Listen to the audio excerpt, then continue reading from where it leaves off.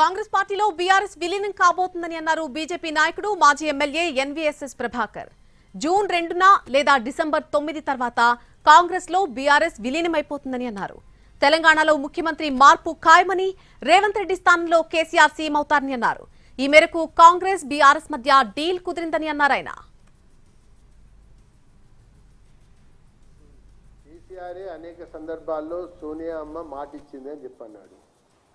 ఆమె మాట నిలబెట్టుకుంది అని అన్నాడు. నేను మాట నిలబెట్టుకోవాలని చెప్పని అన్నాడు కేసీఆర్. ఇక హరీష్ రావు ఏమో కేసీఆర్ నాయకత్వంలో పనిచేస్తానని చెప్పన్నాడు. కేటీఆర్ అయినా పర్వాలేదని చెప్పని అన్నాడు. కాబట్టి ఇప్పుడు డీల్ కుదిరింది. కాంగ్రెస్ బీఆర్ఎస్ నడుమ డీల్ కుదిరింది. ఇక కేసీఆర్, కేటీఆర్, హరీష్ రావు మధ్య రాజీ కుదిరింది. ఇక మిగిలిన తరువాయి భాగం ఏంది? అధికార మార్పిడి, పార్టీల యొక్క విలీన కార్యక్రమం. చెప్పినా కదా, జూన్ 2 తర్వాత డిసెంబర్ 9 తర్వాత అని చెప్పి.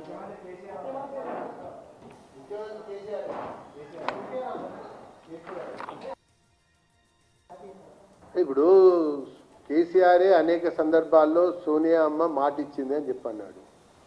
ఆమె మాట నిలబెట్టుకుంది అని అన్నాడు. నేను మాట నిలబెట్టుకోవాలని చెప్పని అన్నాడు కేసీఆర్. ఇక హరీష్ రావు ఏమో కేసీఆర్ నాయకత్వంలో పనిచేస్తానని చెప్పన్నాడు. కేటీఆర్ అయినా పర్వాలేదని చెప్పని అన్నాడు. కాబట్టి ఇప్పుడు డీల్ కుదిరింది. కాంగ్రెస్ బీఆర్ఎస్ నడుమ డీల్ కుదిరింది. ఇక కేసీఆర్, కేటీఆర్, హరీష్ రావు మధ్య రాజీ కుదిరింది. ఇక మిగిలిన తరువాయి భాగం ఏంది?